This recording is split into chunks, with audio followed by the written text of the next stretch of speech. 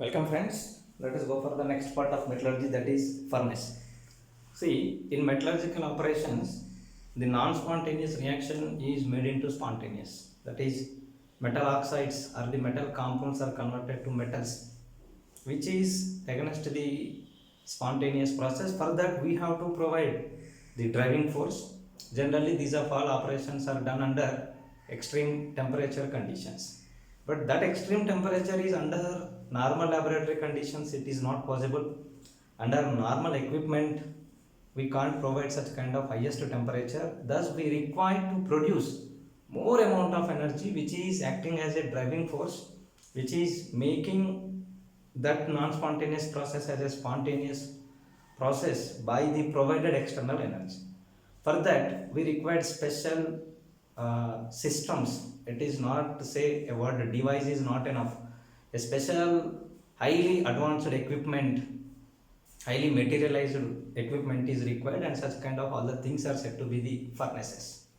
Furnace in which high temperature is produced either by burning the fuel, otherwise by using of electricity. The important furnaces often used in the metallurgical operations are: one is reverberatory furnace, second one is blast furnace, and next one is muffle furnace. Have a discussion overview related to the important furnaces. Those are generally used in the metallurgical operations.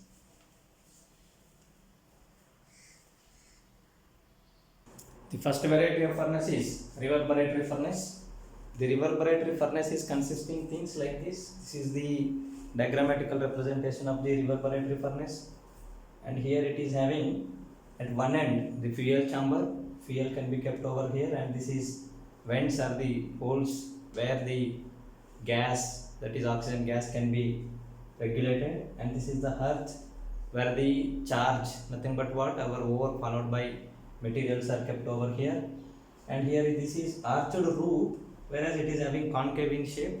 Whatever the fuel is burnt over here, the fuel related heat energy is transferred from here to the hearth where the charge is kept, where ore is kept. And the other end, it is consisting of chimney, where the waste gas is produced after the chemical reactions of the fuel related heat energy, which the ore are removed with the help of the chimney. Now let us go for the reverberatory furnace related detailed explanation. It is consisting at one end the fuel chamber, and the followed by the hearth where charge is present, ore is present, and chimney, and are connected with the concave roof. Whereas furnace is completely surrounded by all sides by walls of the fire bricks. These are all of the fire bricks present in the interior of the reverberatory furnace to sustain it higher temperatures. And moreover, here air supply is controlled by the vents or the direct air of blast. See, here the vents are present. With these vents, the air is controlled, whereas air blast can be done, and this is regulated by the holes present into the reverberatory furnace from the outside.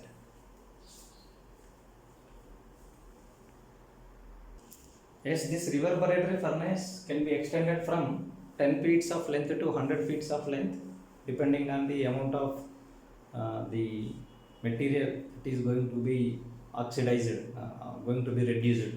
Whereas special features are carbonious fuels like carbon or the carbon related fuel is not making any kind of direct contact with the ore material, and heating is affected by flames deflected from the arched roof of the hearth.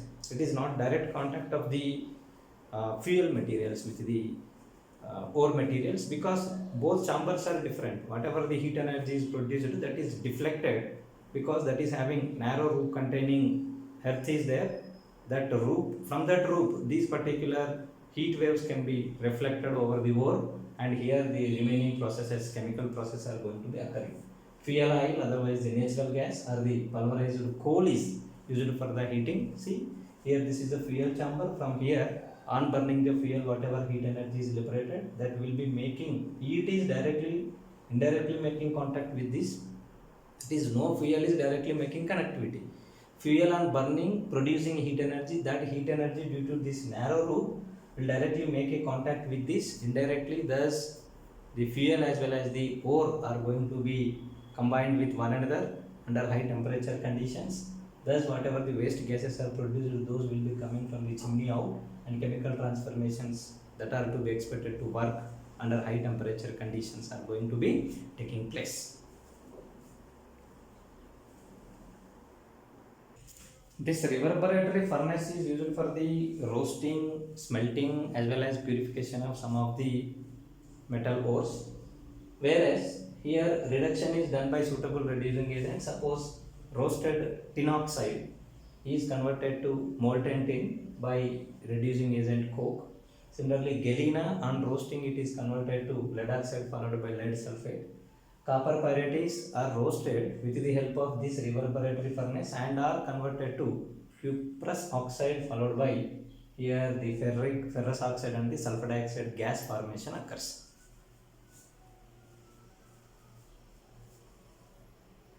Second one is the blast furnace. In this blast furnace, why the name the blast has came is a blast of air is sent to the furnace in order to attain the higher required temperatures. Hence, in the form of blast, we are sending the air. Compressed air is sent with the huge quantities, just like a blast. Hence, it is said to be the blast furnace. Whereas it is having maximum of 14 meters width to the 60 meters height. A huge chemical reactor capable of continuous operations. Whereas appears like a vertical furnace with a huge chimney-like structure. It is mostly appears as some 60 meters height. You can expect a huge structure with a huge chimney, that is a chemical reactor. A vertical furnace with a huge chimney like structure is present for the blast furnace. Let us go for the structural features of the blast furnace. This width from here to here at max it is 14 meters, whereas this height from bottom to top or top to bottom is approximately up to 60 meters can also be present. So therefore here it is consisting of the complete structural minimum features related to this one is, see, at the bottom it is having the lesser area, whereas as we go top towards the blast furnace, here once the area is goes on increasing over there, and from here it appears to be just like vertical column with the less area of cross section, so therefore it is goes on decreasing and reaches towards the top.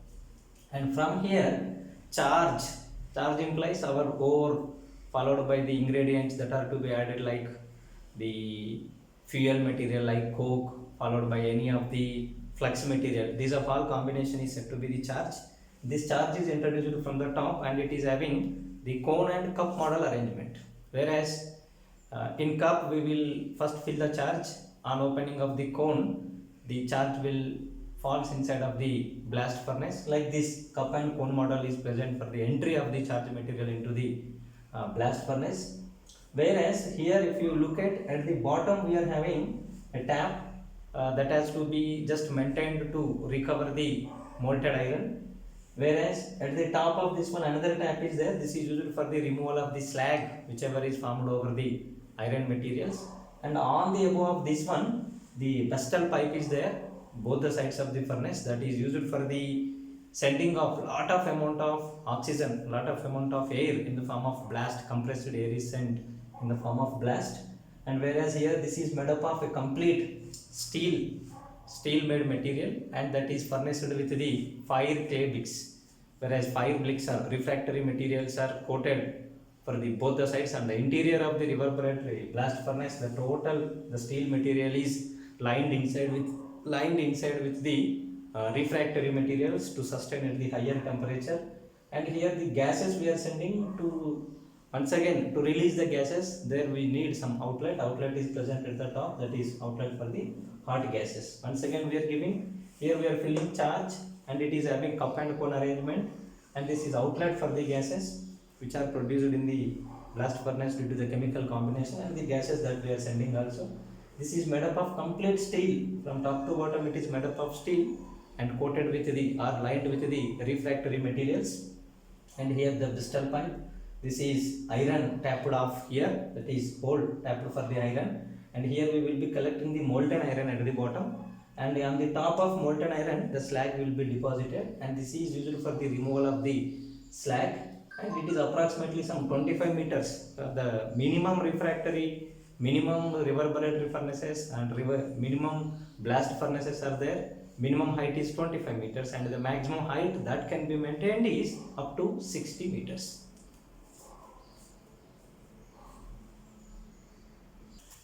The another name of the Bristol pipe in the blast furnace is Tyrese, whereas it is generally used for the reduction of the ores, just like iron ore is converted to molten iron, similarly copper ore is converted to molten copper, etc. On this formed fused metal, liquid metal, which is appearing at the bottom of the furnace, like here, on the surface of that, a slag material formation occurs, which is due to the chemical combination of the gangue with the added flux in the form of charge. So this particular slag is acting as a protective layer over the molten metal to not to undergo further oxidation. Thus, these things are generally happening in the blast furnace. The important logic that has to be remembered in case of blast furnace is, in blast furnace, temperature decreases from top to bottom. From the height to the lower, if you extend your journey, then you will feel that the temperature goes on decreasing. Whereas there are different varieties of temperature zones. The maximum temperature that can be 1600, approximately 1600 degrees centigrade, and the minimum temperature is approximately some 250 degrees centigrade. Thus at the top you will be finding 250 to 300 degrees centigrade, and at the bottom you will be finding approximately some 1600 degrees centigrade. Thus there are different temperature zones. If you look at the diagram here, this is the lowest temperature zone, this is second highest, third highest, and fifth one is highest temperature zone. This is approximately some 250 to 300, and this is some 600 degrees centigrade, and this is 1000 degrees centigrade, and here it is 1300 degrees centigrade, and here it is 1600 degrees centigrade temperatures are there.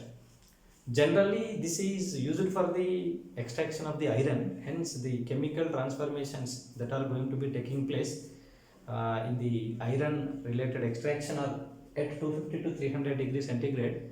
The produced carbon monoxide will reduce as Fe2O3 to Fe3O4. See, the oxidation number of ferrous is plus 3, that is 3, whereas here it is converted to 8 by 3, less than 3, that is it is undergoing reduction. Carbon dioxide is acting as oxidizing agent, is acting as reducing agent because it is undergoing self oxidation.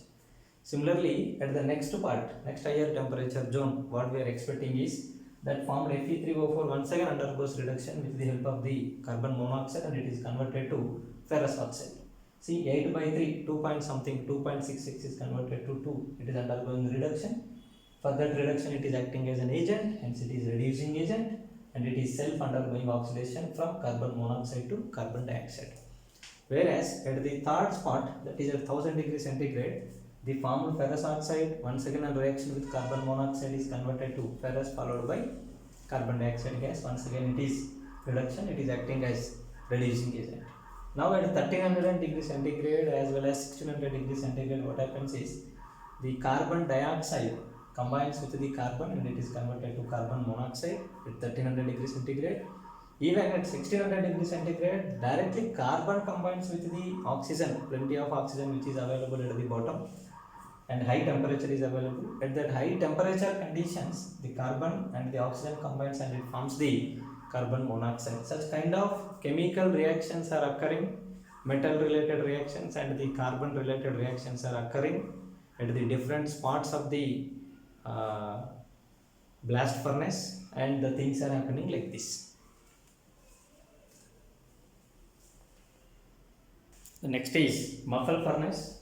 Muffle furnace is used at high temperature, whereas when charge is not allowed to make a contact with the ore materials, in that case generally we will take the help of the muffle furnace. Whereas muffle chamber is made up of refractory materials and is surrounded by the flames and the gases all around. See, this is the muffle furnace. It is made up of refractory materials and fire position is present at somewhat lower slide, and it is also made up of refractory materials. Here the fuel is burnt. As a result, the energy in the form of hot waves and the gases produced is spread over the furnace, and here on the earth the material ore undergoing chemical reactions is going to be held over here, and on the top of that muffle is present. Here the here the internal sense of keeping of the muffle is, here the fuel is not at all allowed to make in contact with the ore, otherwise the chemical combination resulted compound is also not at all interfered with the fuel related things. In order to do that one, we will take the help of the muffle. Whereas in electrical muffle furnaces, the closed chamber is surrounded by the heating electrical coils, so it is very easy, there is no fuel, electrical energy is directly producing energy. Generally it is used for the extraction of the zinc and also annealing, that is some of the materials are having internal strength, internal stress is there. In order to remove the internal unwanted stress or the toughness, they are slowly kept under high temperature conditions to low temperature conditions to make it systematic, to make it disciplined, to make it removal of the internal stress. We will take the help of the muffle furnace, and also assaying of the silver as well as the iron, that is how much quantity, how much quality of silver is there, how much percentage of pure silver is there, how much percentage of pure gold is there in the ornament. In order to assay, the analysis of the purity is said to be the assaying. In assaying of the costly metals like silver as well as the RMR can be done with the help of the muffle furnace.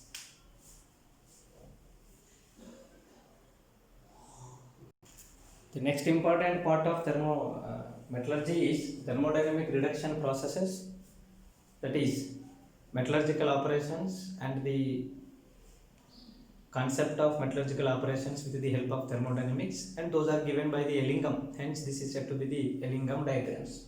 Whereas before going to the Ellingham diagrams, as being this particular metallurgical chemical reactions are also reactions, so let us have a discussion how they are connected with the technical terms involved in the thermodynamics.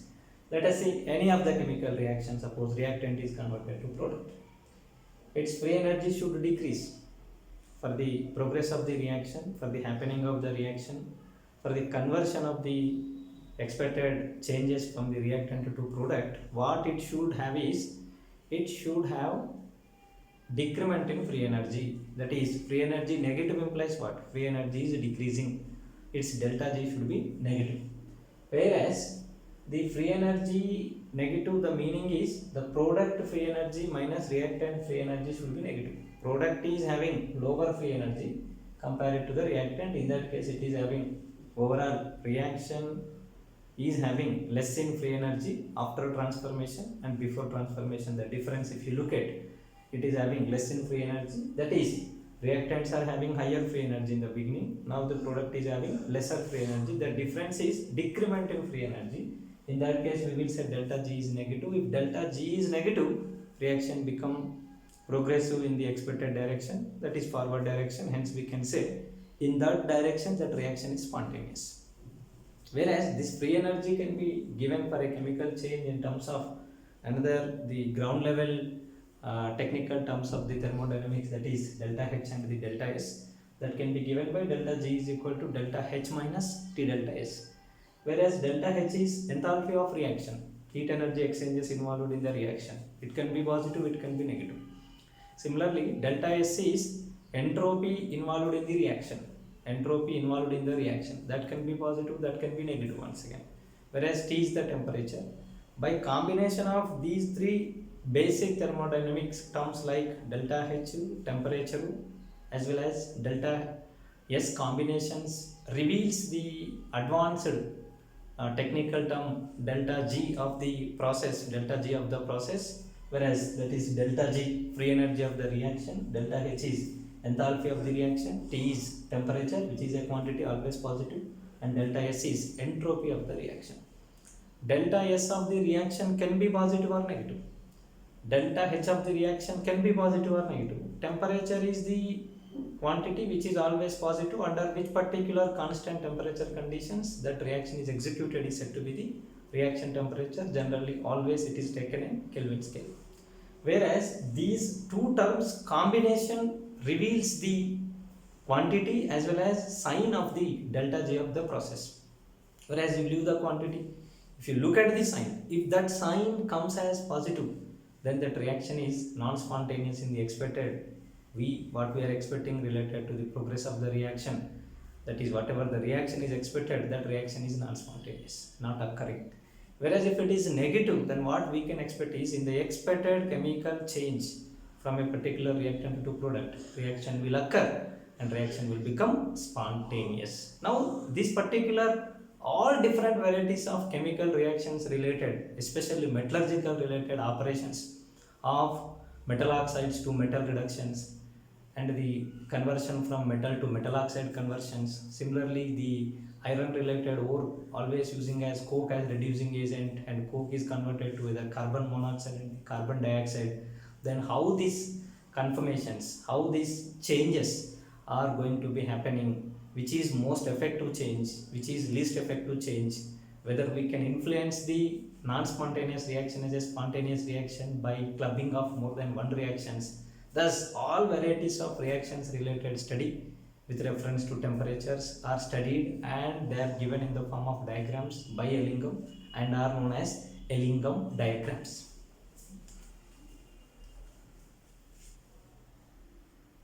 So whatever we made the discussion related to the chemical reactions of delta H and the delta S, delta H can be positive or negative. It can be exothermic and endothermic. Positive implies that is endothermic, negative implies that is exothermic. Similarly, for a chemical reaction, entropy may increases, entropy may decreases. It is always not correct that forward reaction always associated with entropy is wrong. Forward reaction always associated with decrease of entropy is also wrong. Anything can happen. Sometimes there may not be any kind of change in the entropy also. Every variety of situation is present. Now, if we expect the delta G, that is progress of the reaction, thus the progress of the reaction is sensed by a mathematician, otherwise a mathematically connected chemistry person in terms of delta G. If delta G is negative, the expected reaction, expected direction of the reaction is spontaneous. Whereas that delta G can be given by delta H minus T delta S. There are 4 varieties of cases, 2 different tracks, whereas each track is of each particular variety. Track number 1 having of 2 varieties of cases. The track is unanimous cases, implies yes, that is definitely spontaneous irrespective of temperature, definitely non-spontaneous irrespective of temperature. At any temperature, spontaneous. At any temperature, non-spontaneous. Unanimous, yes, there is no ambiguity. We will come for the conclusion. That conclusion is, it is spontaneous. One variety of conclusion. And second conclusion is, it is definitely non-spontaneous. Such of cases are unanimous cases. Secondly, there is a competition of cases. We can't say the judgment. It can be spontaneous, it can be non-spontaneous. That is decided by the temperature. Under lower temperatures, some of them are spontaneous. We will talk about the positiveness.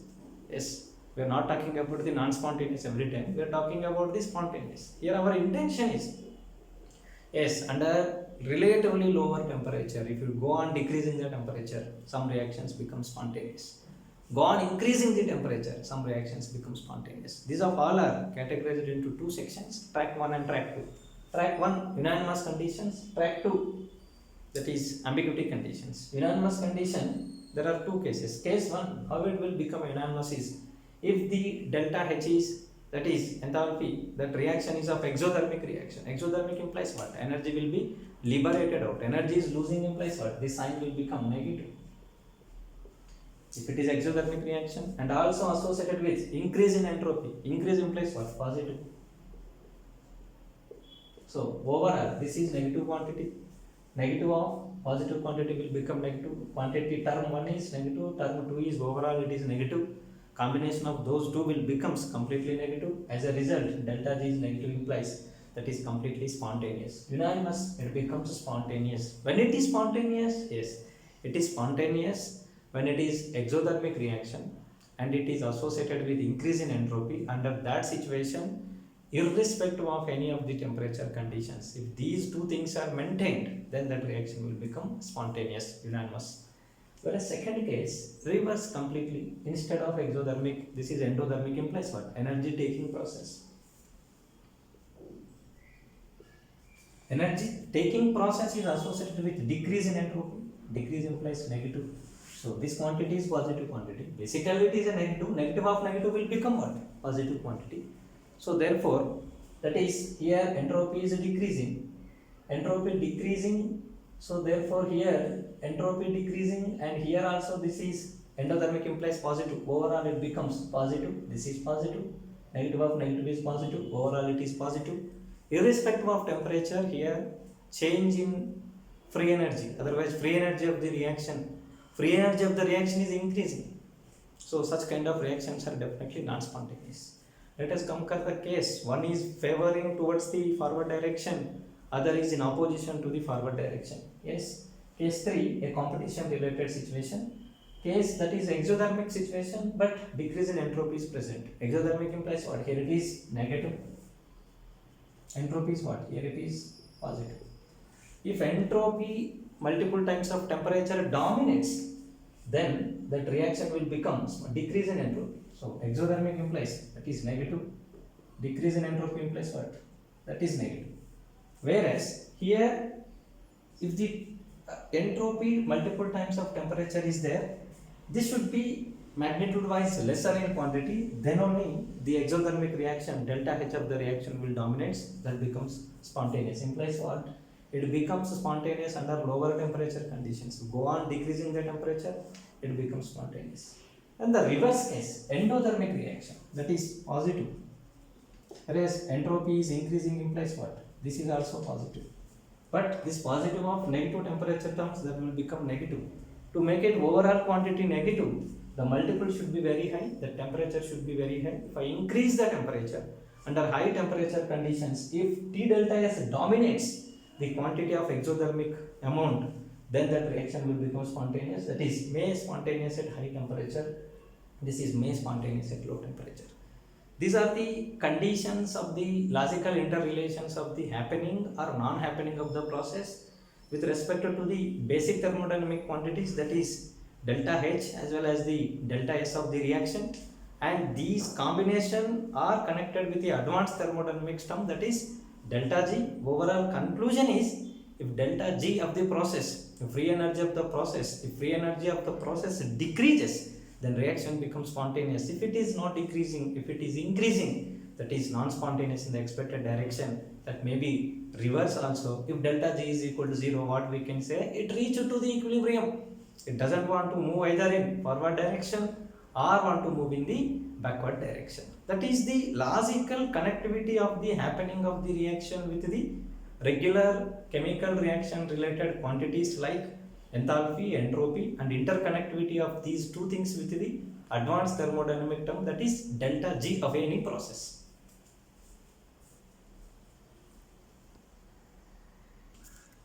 Under standard conditions, progress of reaction is studied with the help of the equilibrium constant, that is delta G0 is equal to minus RT natural log K. It is minus delta G0 is equal to RT natural log K. If K is equal to 1, then what happens? Log K is equal to log 1 is equal to 0 implies delta G0 is equal to 0. That is equilibrium is attained. Whereas K is greater than 1, K is positive.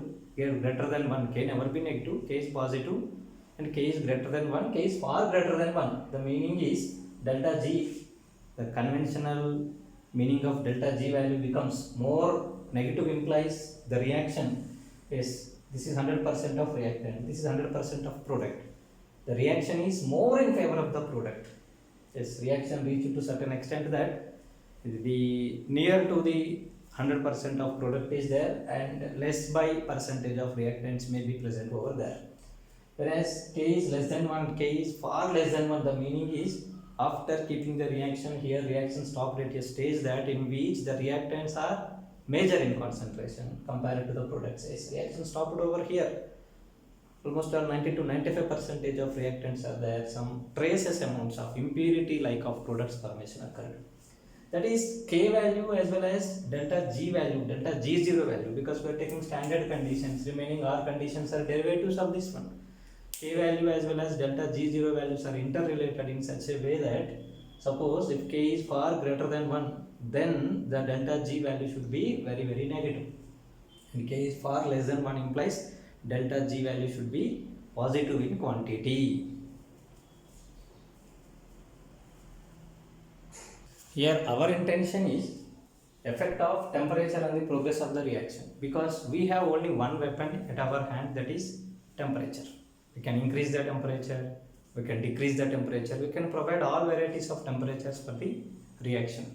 Thus, how temperature will affect the reaction? Due to increasing of temperature, what happens? Due to decreasing of temperature, what happens? For a particular expectation of a chemical reaction, whether lower temperature is required or higher temperature is required. If so, what is the temperature? Under which temperature limits, what happens? Which temperature limits above, what happens? To occur a reaction to be occurred in the forward direction, which temperature conditions are to be applied? These are all things we need. So therefore, in order to know the progress, we are taking the help of delta G help and we are taking the help of temperature. Thus, Ellingham diagrams gives the progress of reaction in terms of delta G and the effect of temperature on the progress. That is delta G versus temperature. And delta G can be taken from negative end to positive end on the y-axis and the temperature is taken on the x-axis, like for different varieties of metallurgical operations. Delta G versus temperature diagrams are given by the Ellingham and these diagrams are known as Ellingham diagrams. Here what we are taking is taking the help of delta G on y-axis and temperature on x-axis. This is x-axis and this is y-axis. Whereas this delta G, generally delta G versus temperature minus delta G is equal to RT natural log K. Whereas delta G can be positive, delta G can be negative. So therefore what we are taking is here from negative values to positive values, all values of delta G. These are negative values, these are positive values. Thus, all quantities of delta G's on y-axis followed by corresponding temperature changes in different varieties of temperature. What is the corresponding delta G of a particular metallurgical operational process are studied at once in the form of table is given by Ellingham and is known as Ellingham diagram.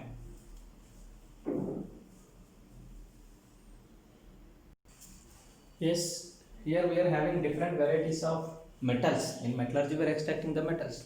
More electropositive metals are there, medium electropositive metals are there, as well as less electropositive metals are there. I am quoting some of the examples like first A group elements, second A group elements, aluminium of third A group elements. These are all are more electropositive. Whereas some of the early D black elements are less electropositive, medium electropositive, titanium, chromium, ferrous, nickel, etc.